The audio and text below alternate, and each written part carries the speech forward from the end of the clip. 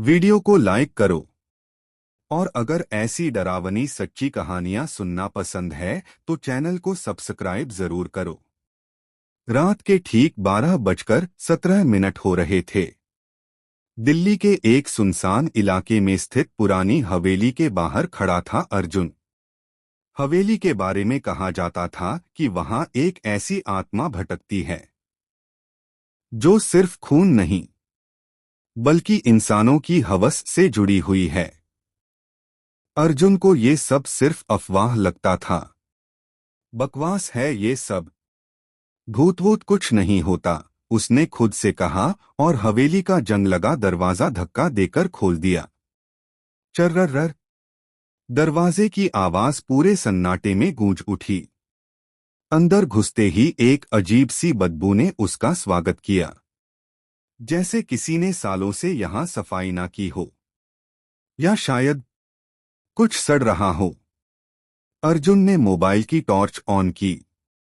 जैसे ही रोशनी आगे बढ़ी, दीवारों पर अजीब अजीब निशान दिखे, कुछ ऐसे जैसे किसी ने नाखूनों से दीवारों को खरोंचा हो।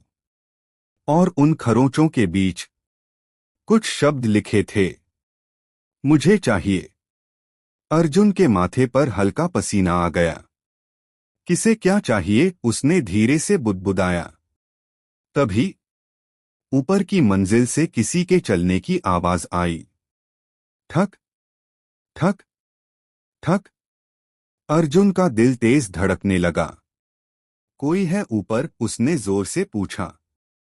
कोई जवाब नहीं आया, बस वही आवाज, अब और तेज, जैसे कोई नंगे पैर लकड़ी के फर्श पर चल रहा हो।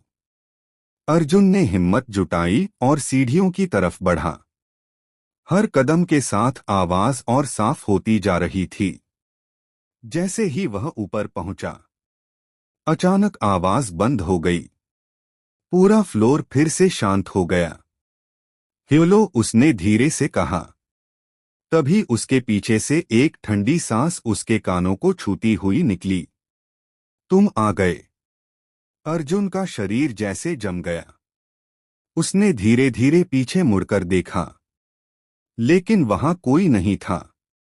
सिर्फ एक लंबा अंधेरा गलियारा, और गलियारे के आखिर में एक दरवाजा जो अपने आप धीरे धीरे खुल रहा था। कर अर्जुन के कदम खुद ब खुद उस कमरे की तरफ बढ़ने लगे, जैसे कोई उसे खींच रहा हो। कमरे के अंदर घुसते ही उसकी टॉर्च अपने आप बंद हो गई। अब चारों तरफ सिर्फ अंधेरा था। और फिर एक औरत की धीमी हंसी गूंज उठी। है। अर्जुन ने मोबाइल को झटके से हिलाया, टॉर्च वापस ऑन हुई। और जो उसने देखा, उसकी रूह कांप उठी। कमरे के कोने में एक औरत खड़ी थी। लंबे बिखरे बाल, सफेद साड़ी, और उसका चेहरा आधा जला हुआ, लेकिन उसकी आंखें सीधे अर्जुन को घूर रही थीं। और उन आंखों में भूख थी, सिर्फ खून की नहीं, बल्कि हवस की। तुम बहुत देर से आए हो, वो औरत धीरे से बोली। अर्जुन पीछे हटने लगा। तुम कौन हो, उसने कांपती आवाज में पूछा। औरत धीरे धीरे उसकी तरफ बढ़ने लगी। मैं वो हूं जिसे अधूरी इच्छा ने बांध रखा है। अचानक कमरे का दरवाजा अपने आप बंद हो गया। धड़ाम। अब अर्जुन उस कमरे में फंस चुका था, और वो आत्मा अब उसके बिल्कुल सामने खड़ी थी। उसने अर्जुन के गाल को छुआ। उसका हाथ बर्फ से भी ज्यादा ठंडा था। और फिर उसने फुसफुसाते हुए कहा, आज मेरी प्यास बुझाओ। अर्जुन की आंखें डर से फट गईं। उसे समझ आ चुका था, ये कोई साधारण आत्मा नहीं है। ये है हवस की प्यासी आत्मा। अर्जुन का दिल इतनी तेजी से धड़क रहा था कि उसे लग रहा था जैसे अभी सीने से बाहर निकल आएगा। उस औरत का ठंडा हाथ अब भी उसके गाल पर था। आज मेरी प्यास बुझाओ, उसकी आवाज में एक अजीब सी खिंचाव थी, जैसे कोई जादू हो। अर्जुन ने झटके से खुद को पीछे खींचा। दूर रहो मुझसे, वह चिल्लाया। लेकिन वो औरत बस मुस्कुरा दी। उसकी मुस्कान इंसानी नहीं थी। भाग सकते हो? उसने धीरे से पूछा। अचानक कमरे की दीवारों पर बने खरोंच चमकने लगे। मुझे चाहिए, मुझे चाहिए, मुझे चाहिए। हर तरफ वही आवाज गूंजने लगी। अर्जुन ने दरवाजा खोलने की कोशिश की, लेकिन दरवाजा जैसे पत्थर बन चुका था। कोई फायदा नहीं, पीछे से आवाज आई। वो औरत अब उसके बिल्कुल पीछे खड़ी थी। यहां आने वाले कभी वापस नहीं जाते। अर्जुन ने डरते हुए पूछा, तुम क्या चाहती हो? औरत धीरे धीरे उसके चारों तरफ घूमने लगी। प्यार, उसने कहा। फिर अचानक उसकी आवाज बदल गई। हवस, अधूरी हवस। कमरे का तापमान अचानक गिरने लगा।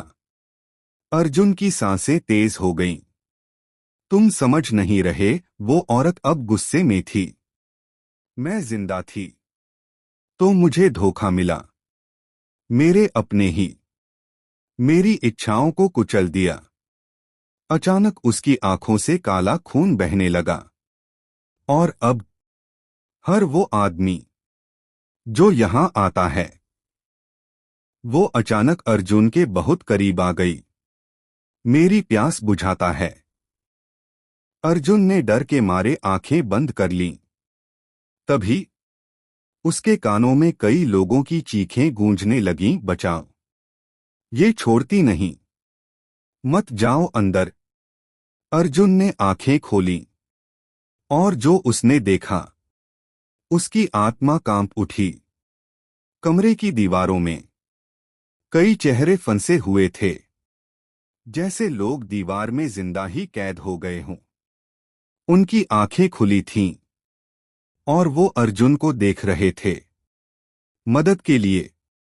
ये सब, अर्जुन हकलाया। औरत हंसने लगी। ये मेरे शिकार हैं। अचानक एक चेहरा दीवार से बाहर निकलने लगा। भाग जा, वरना तू भी, वो आदमी चिल्लाया। लेकिन इससे पहले वो कुछ और बोल पाता, वो औरत चिल्लाई, चुप। और वो चेहरा वापस दीवार में समा गया। अर्जुन अब पूरी तरह टूट चुका था। मुझे जाने दो।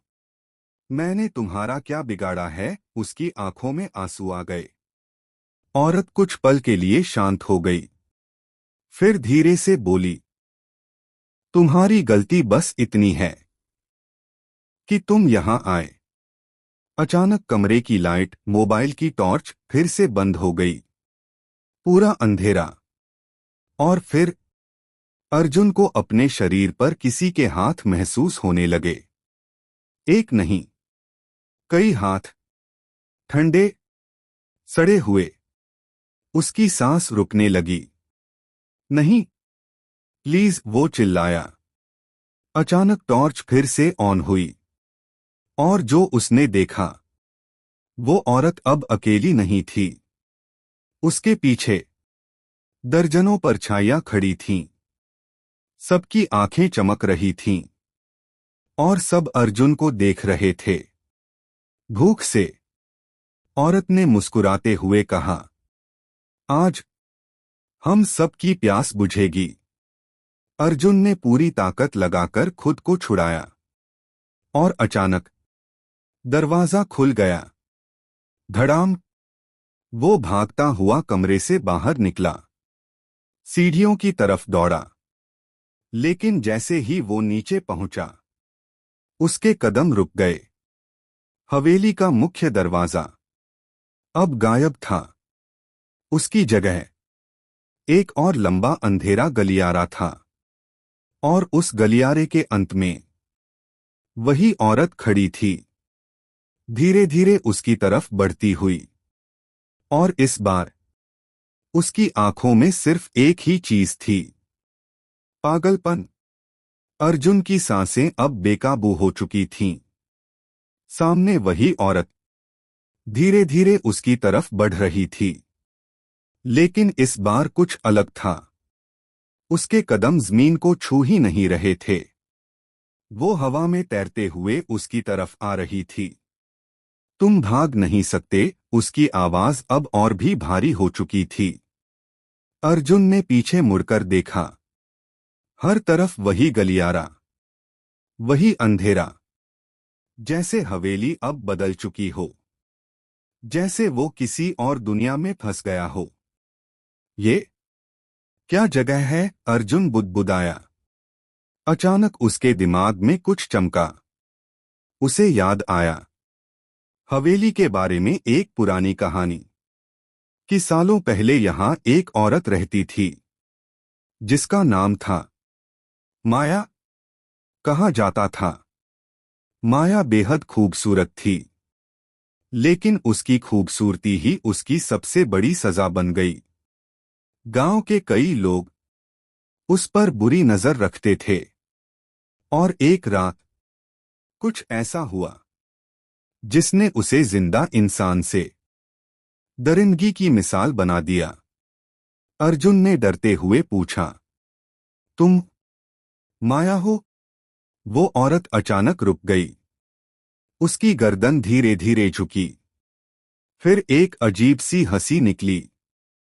है। अब याद आया, उसने कहा। अर्जुन का गला सूख गया। तुम्हारे साथ क्या हुआ था? उसने हिम्मत करके पूछा। अचानक पूरा माहौल बदल गया। गलियारे की दीवारें गायब होने लगीं, और अर्जुन के सामने एक नया दृश्य उभर आया, जैसे वो अतीत में पहुंच गया हो। फ्लैशबैक। एक कमरा। माया अकेली बैठी थी। उसकी आंखों में आंसू थे। तभी दरवाजा खुला। 4 आदमी अंदर आए। उनकी नजरों में दरिंदगी साफ दिख रही थी। आज कोई नहीं बचाएगा, उनमें से एक बोला। माया चिल्लाई, गिड़गिड़ाई, लेकिन किसी ने उसकी नहीं सुनी। उस रात उसकी इज्जत, उसकी आत्मा, सब कुछ छीन लिया गया। अर्जुन की आंखों में आंसू आ गए। नहीं, वो धीरे से बोला, लेकिन कहानी यहीं खत्म नहीं हुई। फ्लैशबैक आगे बढ़ा। अगले दिन माया को जिंदा ही इसी हवेली में जला दिया गया। वो चीखती रही, मदद के लिए पुकारती रही, लेकिन कोई नहीं आया।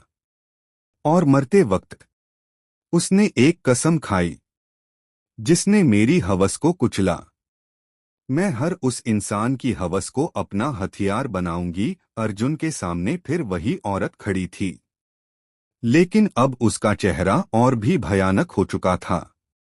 आधा जला हुआ, आंखों से खून बहता हुआ। मैं माया नहीं हूं अब, उसने कहा। मैं हूं तुम्हारी सबसे गंदी सोच का रूप। मैं हूं हवस की प्यासी आत्मा। अर्जुन पीछे हट गया। मैं वैसा नहीं हूं। मैंने कुछ गलत नहीं किया, उसने घबराकर कहा। माया की आंखें चमक उठीं। हर आदमी यही कहता है, वो फुसफुसाई। अचानक अर्जुन के दिमाग में अजीब अजीब ख्याल आने लगे। ऐसे ख्याल जो उसके अपने नहीं थे। वो खुद से लड़ने लगा। नहीं, ये मैं नहीं हूं। माया मुस्कुराई। अब समझे, मैं तुम्हारे अंदर की हवस को जगा देती हूं, और फिर उसी में तुम्हें खत्म कर देती हूं। अर्जुन अब घुटनों पर गिर चुका था। उसका दिमाग टूट रहा था। उसकी आंखों के सामने अंधेरा छाने लगा। प्लीज मुझे छोड़ दो, उसने आखिरी बार कहा। माया उसके पास आई। उसके कान में धीरे से फुसफुसाई, अब बहुत देर हो चुकी है। अचानक पूरा माहौल हिलने लगा। दीवारों से फिर वही चेहरे निकलने लगे, इस बार और भी ज्यादा। और सब एक साथ चिल्ला रहे थे, ये भी फंस गया, अब ये भी नहीं बचेगा। अर्जुन की चीख पूरे हवेली में गूंज उठी, नहीं ये। और तभी सब कुछ अचानक शांत हो गया। कुछ देर बाद हवेली के बाहर एक आदमी खड़ा था। उसने दरवाजे की तरफ देखा और धीरे से बोला, सुना है यहां कोई भूत है। वो मुस्कुराया और दरवाजा खोलकर अंदर चला गया। चर्रर। अंधेरे में एक जानी पहचानी हंसी गूंजी। है। हवेली के अंदर सब कुछ फिर से शांत हो चुका था। न कोई चीख, न कोई आवाज, बस सन्नाटा। लेकिन ये सन्नाटा सामान्य नहीं था। ये वो सन्नाटा था जो किसी तूफान के बाद आता है। अचानक ऊपर वाले कमरे का दरवाजा धीरे धीरे खुला। कर अंदर अंधेरा था। फिर एक परछाई बाहर आई, धीरे धीरे कदम रखते हुए सीढ़ियों की तरफ बढ़ी।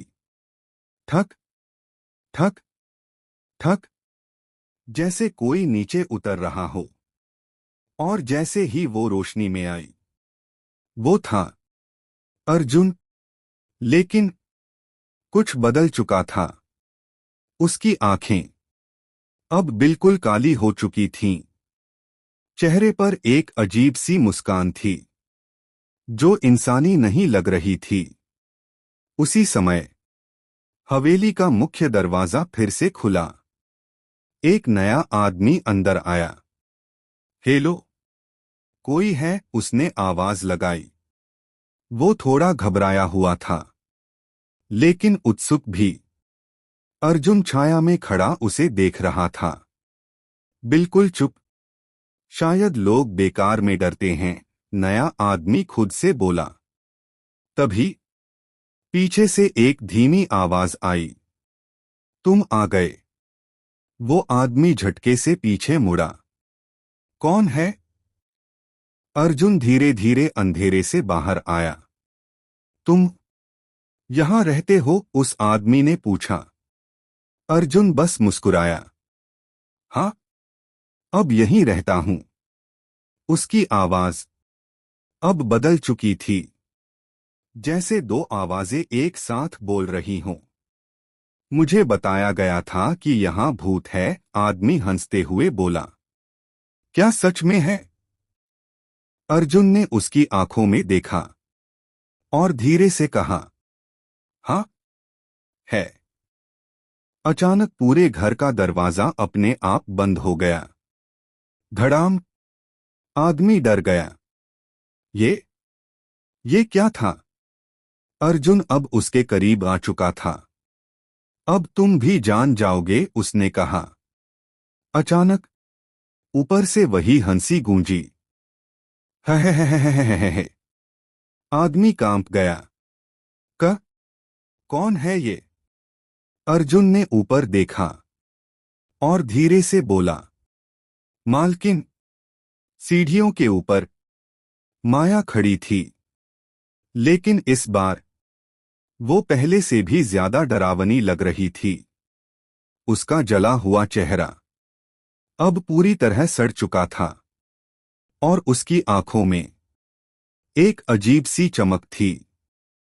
अच्छा शिकार लाए हो? माया ने अर्जुन से कहा।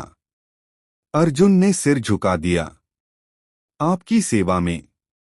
आदमी अब पूरी तरह डर चुका था।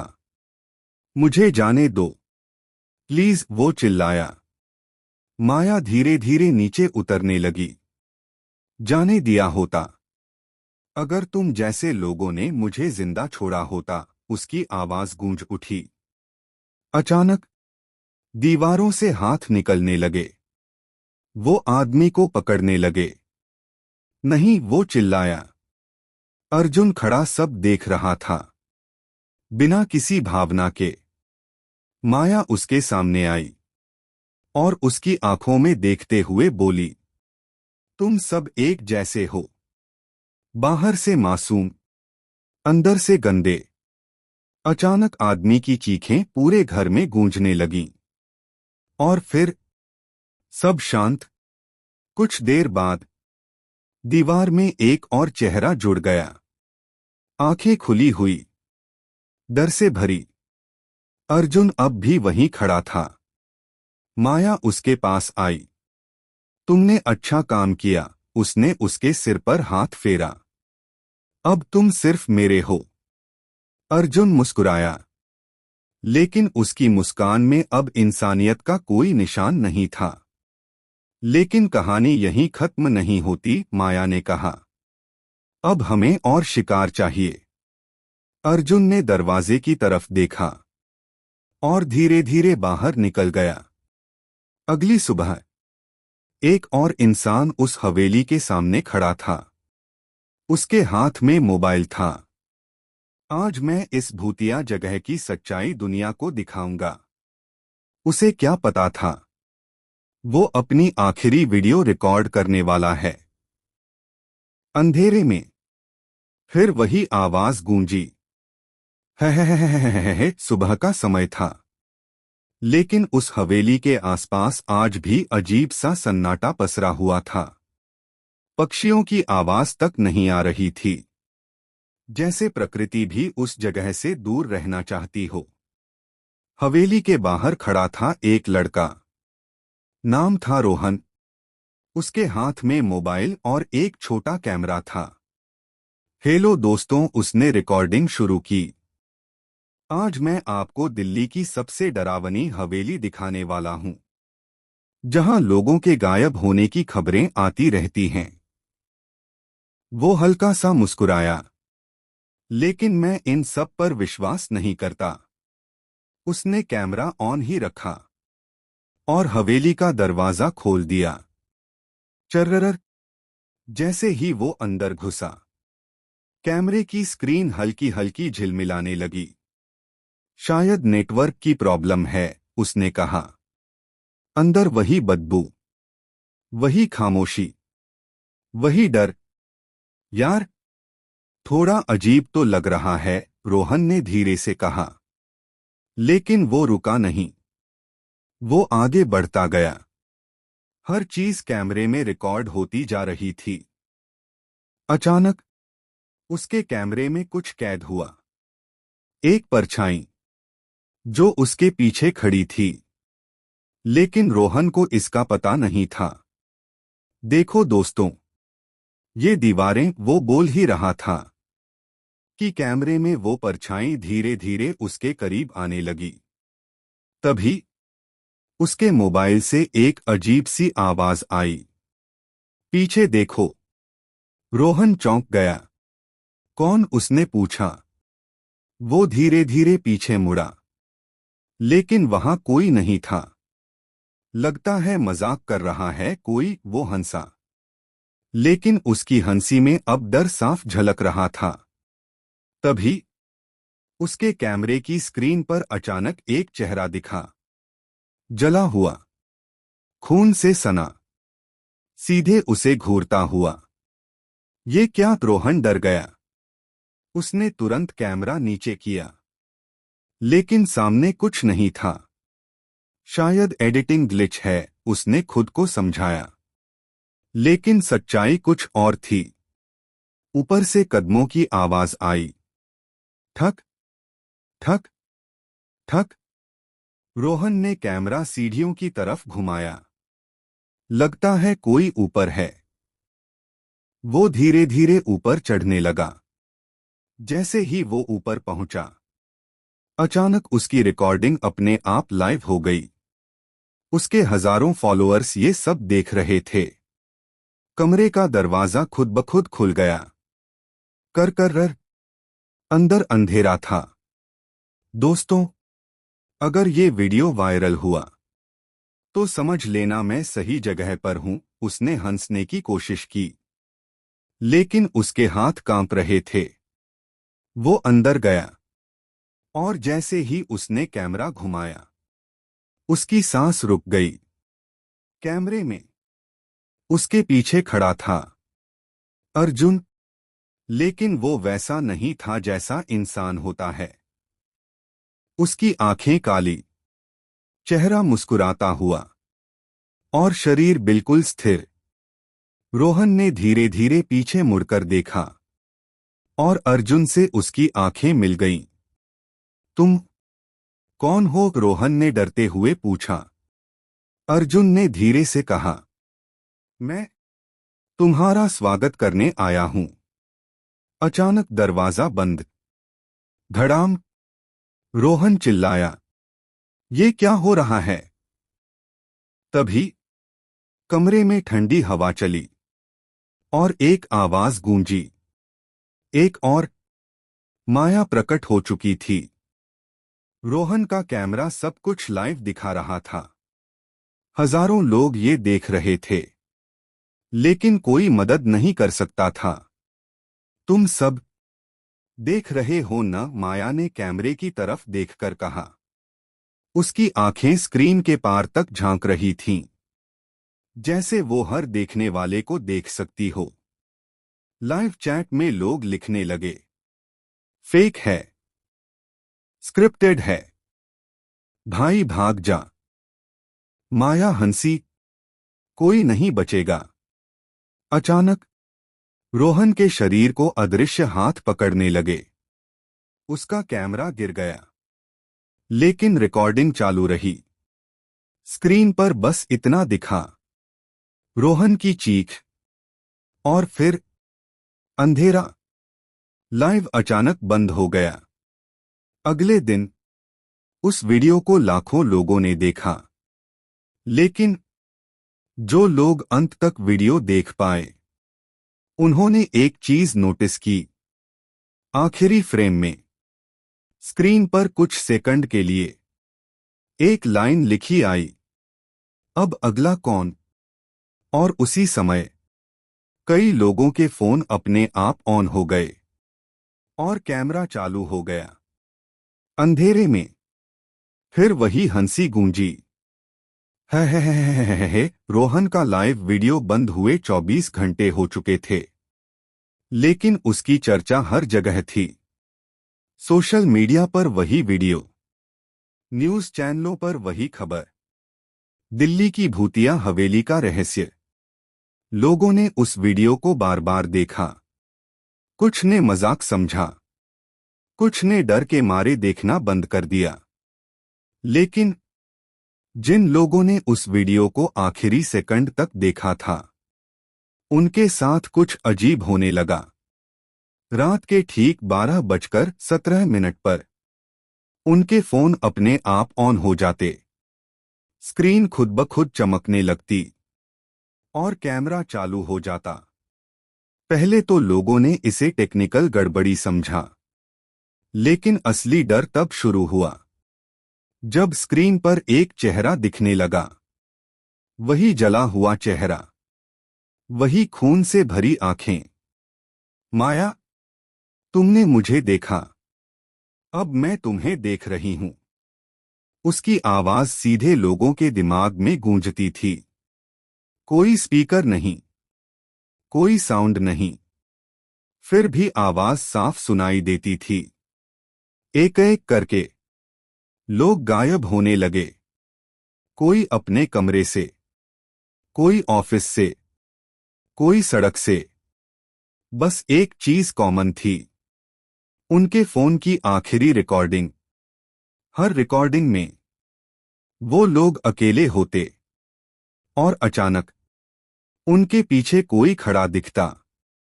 फिर वही चीख और वीडियो खत्म। इसी बीच एक पुलिस ऑफिसर को ये केस सौंपा गया। नाम था इंस्पेक्टर राजीव। ये सब अंधविश्वास है, उसने फाइल देखते हुए कहा। कोई साइकोपैथ है जो लोगों को डराकर मार रहा है।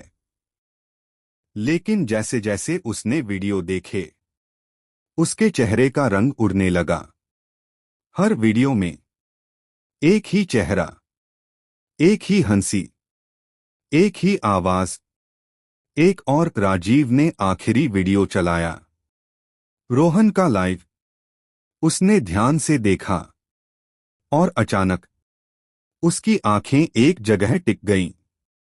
वीडियो के कोने में एक परछाई थी जो कैमरे में नहीं बल्कि स्क्रीन के अंदर से बाहर झांक रही थी। राजीव का गला सूख गया।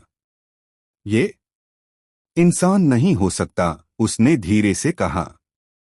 उसने तुरंत फैसला लिया, उसे उस हवेली में जाना होगा। रात के 11:50 राजीव हवेली के बाहर खड़ा था। उसके हाथ में टॉर्च और बंदूक थी। आज इस सब का अंत होगा, उसने खुद से कहा। जैसे ही उसने दरवाजा खोला, चर्रर, अंदर वही सन्नाटा। लेकिन इस बार कुछ अलग था। दीवारों पर सिर्फ खरोंच नहीं थे, बल्कि मोबाइल स्क्रीन जैसी चमक रही थी। हर दीवार एक स्क्रीन बन चुकी थी और हर स्क्रीन में किसी ना किसी इंसान का चेहरा फंसा हुआ था। हमें बचाओ, ये हमें नहीं छोड़ती। आवाजें चारों तरफ गूंज रही थीं। राजीव घबरा गया, लेकिन वो आगे बढ़ता गया। तभी उसके फोन में खुद ब खुद वीडियो चलने लगा। स्क्रीन पर वो खुद था। ये कैसे? वो चौंक गया। वीडियो में वो हवेली के अंदर खड़ा था, जैसे कोई उसे पहले से रिकॉर्ड कर रहा हो। और फिर उसके पीछे धीरे धीरे एक परछाई उभरी।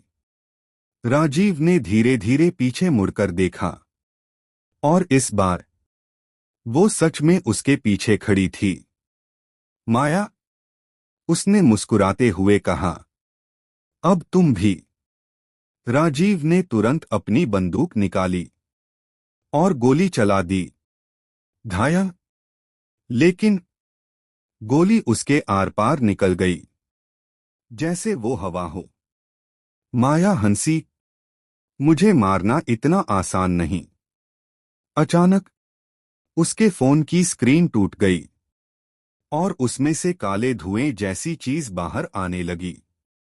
वो धुआं धीरे धीरे इंसानी हाथों में बदल गया और राजीव को पकड़ने लगा। नहीं, वो चिल्लाया। दीवारों पर फंसे लोग भी चिल्लाने लगे। ये भी गया। अचानक पूरा घर हिलने लगा और फिर सब शांत। अगले दिन हवेली के बाहर राजीव की बंदूक मिली। बस बंदूक और कुछ नहीं। उस रात फिर 12:17 बजे एक नया फोन अपने आप ऑन हुआ। स्क्रीन पर राजीव का चेहरा था, दीवार में फंसा हुआ।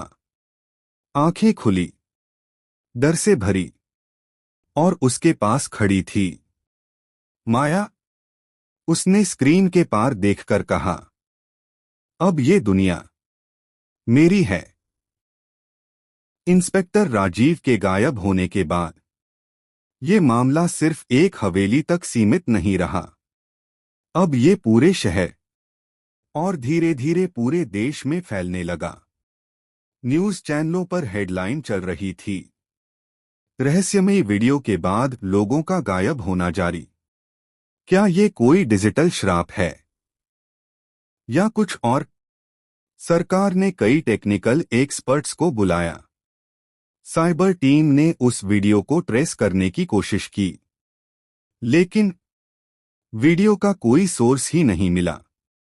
ना कोई सर्वर, ना कोई लोकेशन, जैसे वो वीडियो कहीं से आता ही नहीं था। इसी बीच एक साइबर एक्सपर्ट सामने आया। नाम था निखिल। ये कोई साधारण वायरस नहीं है, उसने कहा।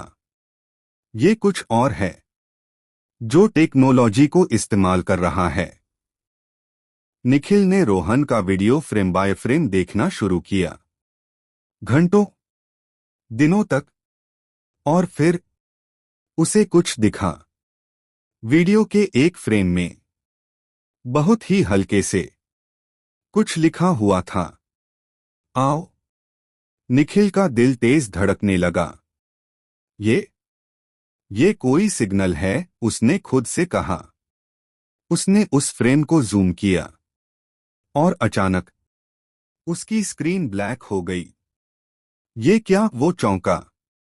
स्क्रीन पर धीरे धीरे एक चेहरा उभरने लगा, वही जला हुआ चेहरा। माया, तुम मुझे ढूंढ रहे थे, उसकी आवाज आई। निखिल पीछे हट गया। ये कैसे मुमकिन है? माया हंसी। तुम लोग सोचते हो तुमने टेक्नोलॉजी बनाई है, लेकिन अब टेक्नोलॉजी मेरी है। अचानक निखिल के कमरे की लाइट बंद हो गई।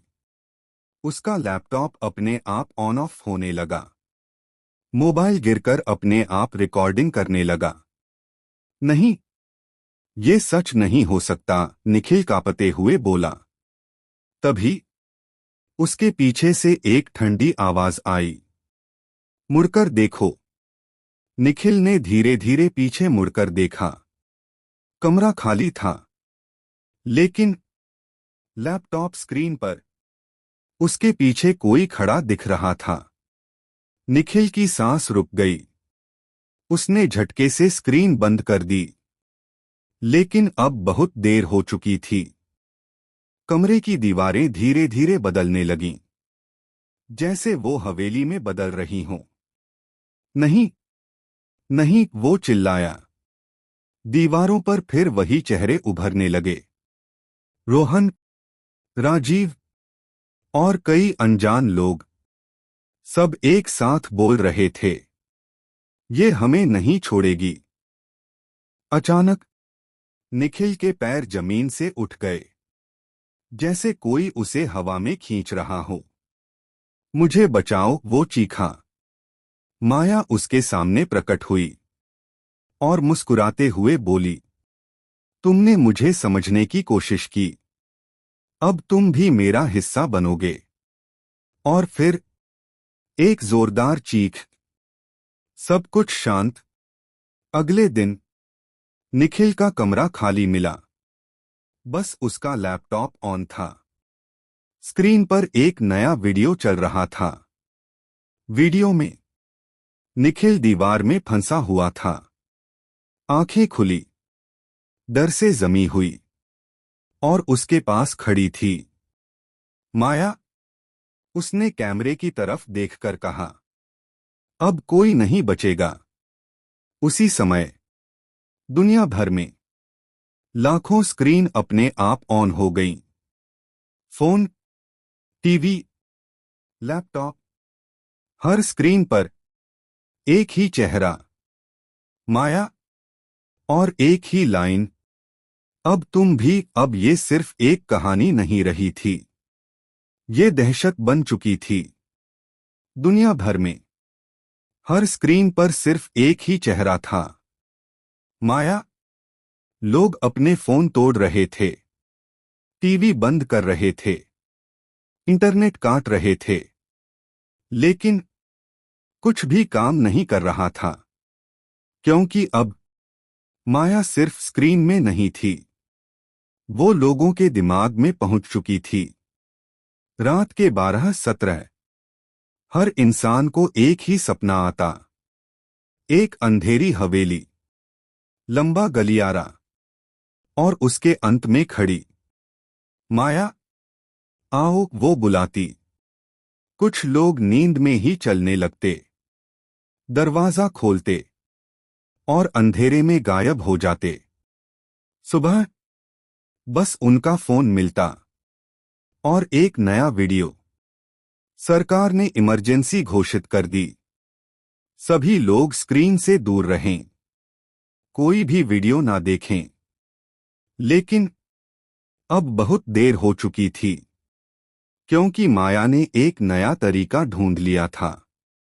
अब उसे स्क्रीन की जरूरत ही नहीं थी। वो आईनों मिरर्स में दिखने लगी। लोग जब खुद को आईने में देखते तो कुछ सेकंड बाद उनके पीछे कोई खड़ा दिखता, और फिर वही आवाज, अब तुम भी। धीरे धीरे पूरा शहर खाली होने लगा। सड़कों पर गाड़ियां खड़ी थीं, घर खुले हुए थे, लेकिन इंसान गायब। इसी बीच एक लड़की थी, नाम था अनन्या। वो उन कुछ लोगों में से थी जिन पर अभी तक माया का असर नहीं हुआ था, क्योंकि उसने वो वीडियो कभी पूरा नहीं देखा। इसका कोई ना कोई हल जरूर होगा, उसने खुद से कहा। अनन्या ने सारी घटनाओं को जोड़ना शुरू किया। हवेली, माया, वीडियो, 12-17, ये सब एक चक्र है, उसने समझा। उसे एहसास हुआ, माया की शक्ति बढ़ती है जब लोग डरते हैं, जब लोग उसे देखते हैं, जब लोग उसकी तरफ खींचते हैं। मतलब, अगर कोई उससे डरे ही नहीं। वो सोच में पड़ गई। तभी उसके फोन की स्क्रीन अपने आप ऑन हुई। उस पर वही वीडियो चलने लगा। माया धीरे धीरे स्क्रीन में उभर रही थी। तुम मुझसे बच नहीं सकती, उसकी आवाज आई। अनन्या ने गहरी सांस ली, और इस बार वो भागी नहीं। तुम्हें क्या चाहिए, उसने सीधा सवाल किया। कुछ सेकंड के लिए सब कुछ शांत हो गया। माया पहली बार चौंक गई। तुम डर नहीं रही, उसने पूछा। अनन्या ने धीरे से कहा, डर रही हूं, लेकिन भागूंगी नहीं। माया की आंखें बदलने लगीं, जैसे उसे गुस्सा आ रहा हो। तुम सब एक जैसे हो, वो चिल्लाई। अनन्या ने सिर हिलाया। नहीं, तुम गलत हो। तुम्हारे साथ जो हुआ वो गलत था, लेकिन तुम जो कर रही हो वो भी गलत है। पहली बार माया चुप हो गई। उसकी आंखों में कुछ बदला। गुस्से के पीछे एक दर्द छुपा हुआ था। मुझे इंसाफ चाहिए, माया ने धीरे से कहा। अनन्या समझ गई, ये आत्मा सिर्फ हवस की नहीं, बल्कि बदले और दर्द की कैदी है। अगर मैं तुम्हें इंसाफ दिलाऊं, तो क्या तुम ये सब रोक दोगी, अनन्या ने पूछा। माया ने उसकी तरफ देखा। कुछ सेकंड जो बहुत भारी थे। फिर उसने धीरे से कहा, अगर तुम सच में कर पाई तो शायद मैं रुक जाऊं। लेकिन फिर उसकी आवाज बदल गई। लेकिन अगर तुम फेल हुई तो पूरी दुनिया मेरी होगी। स्क्रीन अचानक ब्लैक हो गई। अनन्या अकेली खड़ी थी, लेकिन अब उसके पास एक रास्ता था। या तो वो माया को मुक्ति दिलाएगी, या फिर सब खत्म हो जाएगा। अंधेरे में एक आखिरी बार वो हंसी गूंजी। है। अनन्या अब जान चुकी थी, ये लड़ाई सिर्फ जिंदा लोगों की नहीं है। ये लड़ाई है एक आत्मा के दर्द और पूरी दुनिया के अस्तित्व के बीच। रात के 11:40 अनन्या उसी हवेली के बाहर खड़ी थी। वही पुराना दरवाजा, वही डरावनी खामोशी। लेकिन इस बार वो भागने नहीं आई थी। आज सब खत्म होगा, उसने खुद से कहा, और दरवाजा खोल दिया। चर्रर। जैसे ही वो अंदर गई, पूरा माहौल बदल गया। दीवारों पर अब सिर्फ खरोंच नहीं थे, बल्कि आग के निशान थे। जैसे यहां कुछ बहुत भयानक जला हो। माया अनन्या ने धीरे से पुकारा। तभी ऊपर से वही आवाज आई, तुम आ गई।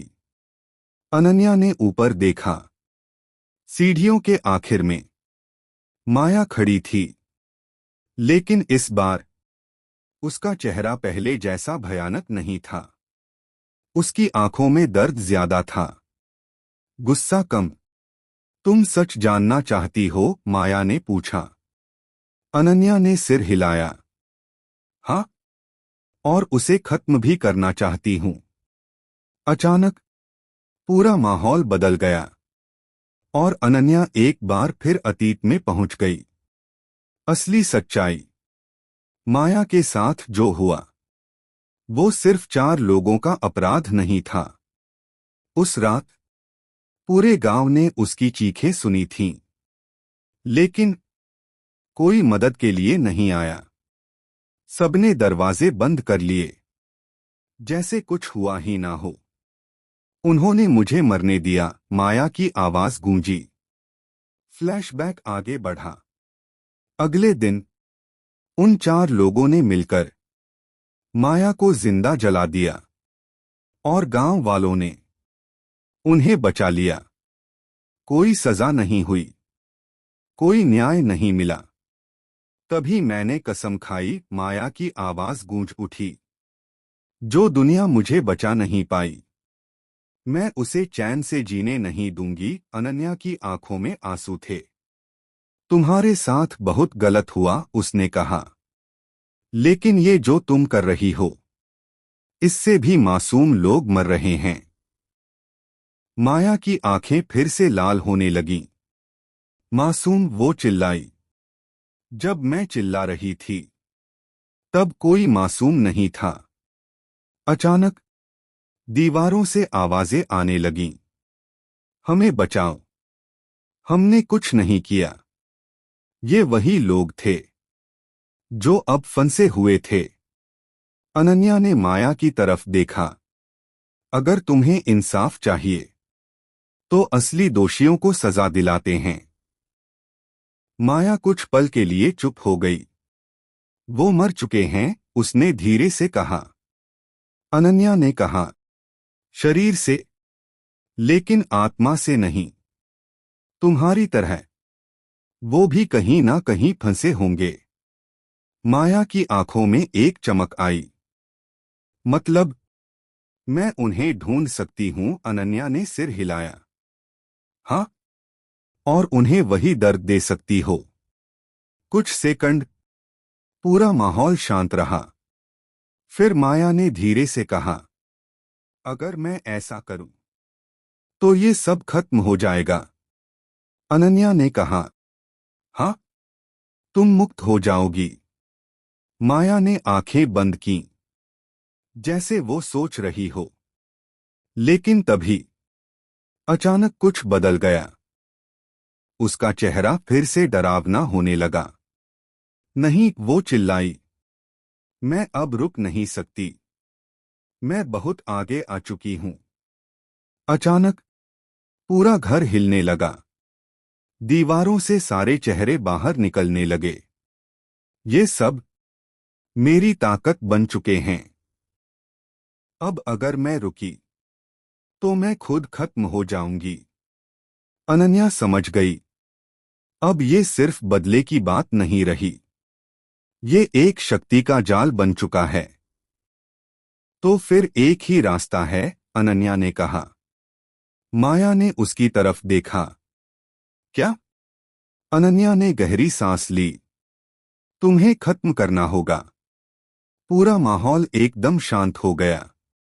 फिर माया धीरे धीरे मुस्कुराई। कोशिश कर लो। अचानक पूरा अंधेरा छा गया और एक भयानक चीख गूंजी। आह! पूरा हवेली अब कांप रही थी। दीवारें टूटने लगी थीं और हर तरफ चीखों की गूंज थी। हमें बचाओ, ये हमें खा जाएगी। अनन्या अंधेरे में खड़ी थी। उसके सामने माया, लेकिन अब वो पहले जैसी नहीं थी। वो एक भयानक शक्ति बन चुकी थी। उसका शरीर हवा में तैर रहा था। बाल चारों तरफ फैल चुके थे। आंखों से काला धुआं निकल रहा था। अब बहुत देर हो चुकी है, माया की आवाज गूंजी।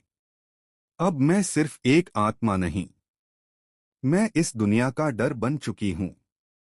अनन्या ने अपनी आंखें बंद की और धीरे से कहा, नहीं, तुम अभी भी वही माया हो। माया चीखी।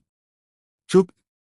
अचानक दीवारों से सैकड़ों हाथ निकलकर अनन्या की तरफ बढ़े। लेकिन इस बार अनन्या भागी नहीं। तुम्हें इंसाफ चाहिए था, उसने जोर से कहा। और अब तुम्हें सिर्फ विनाश चाहिए। माया कुछ पल के लिए रुक गई। तुम्हारे अंदर की माया अभी भी जिंदा है। अचानक माया की आंखों में एक झलक आई, जैसे वो अंदर से टूट रही हो। मुझे दर्द हो रहा है, उसने धीरे से कहा। अनन्या उसके पास गई। ये दर्द बदले का नहीं, ये उस इंसान का है जो अब भी अंदर जिंदा है। माया कांपने लगी। उसके आसपास का अंधेरा कमजोर पड़ने लगा। मैं थक चुकी हूं, माया रो पड़ी।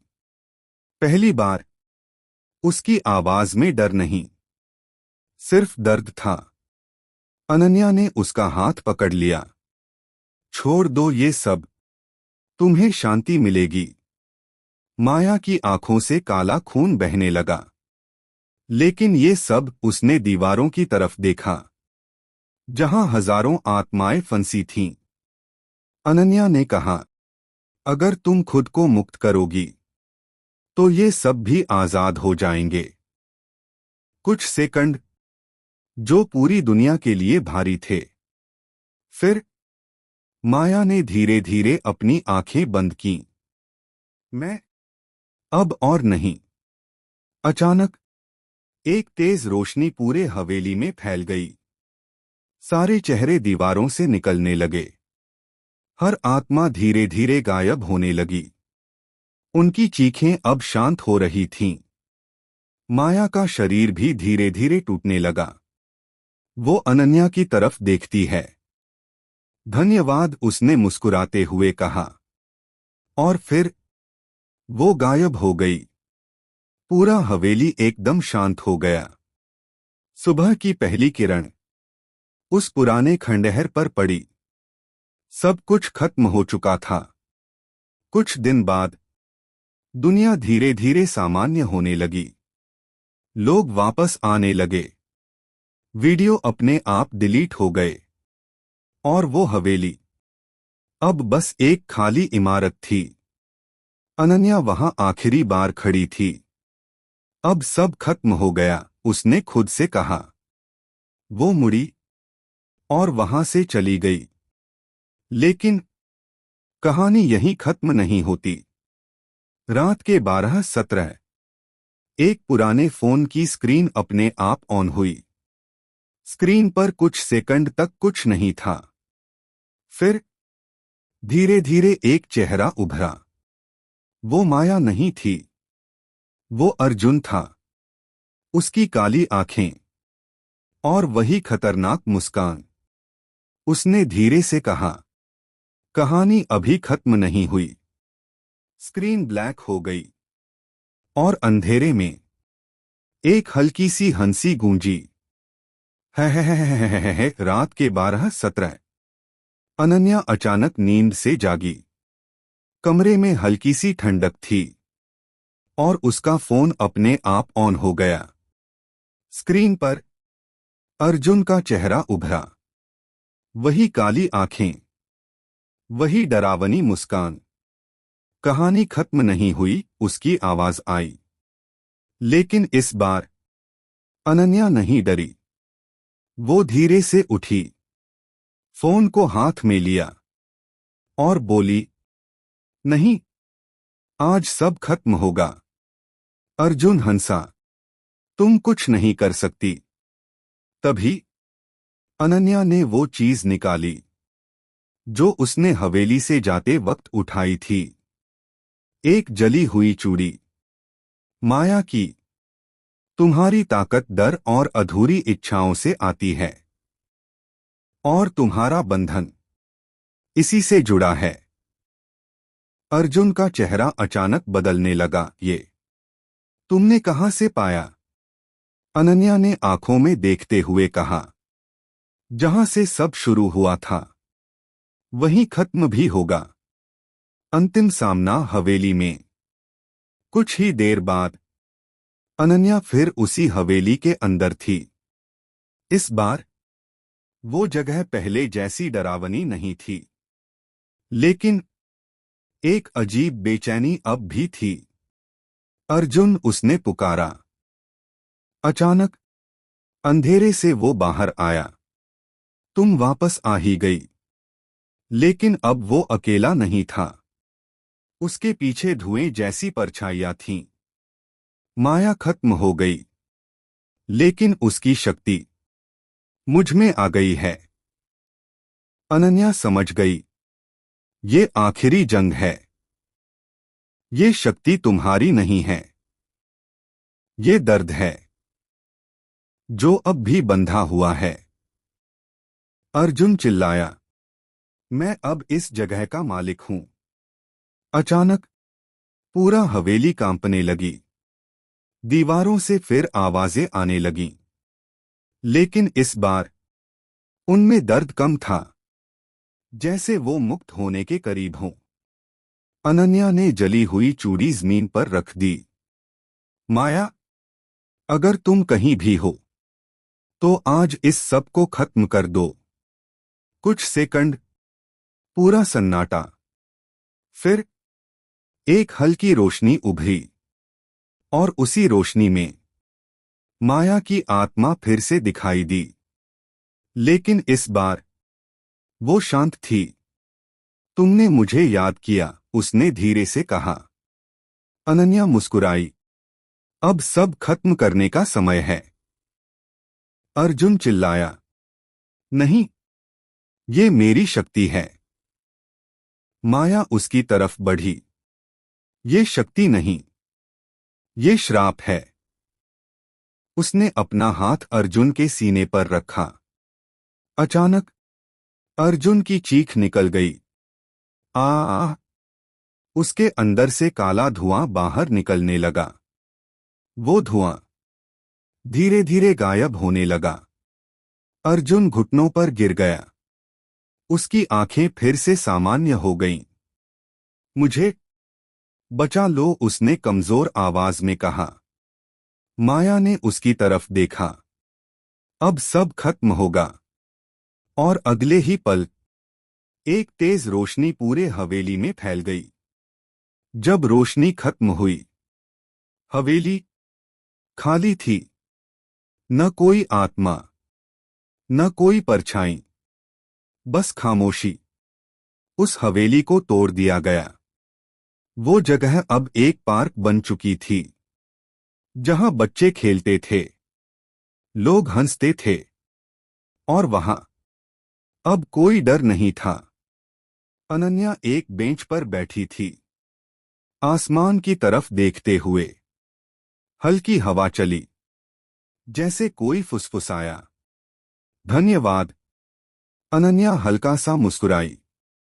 और इस बार कहानी सच में खत्म हो चुकी थी।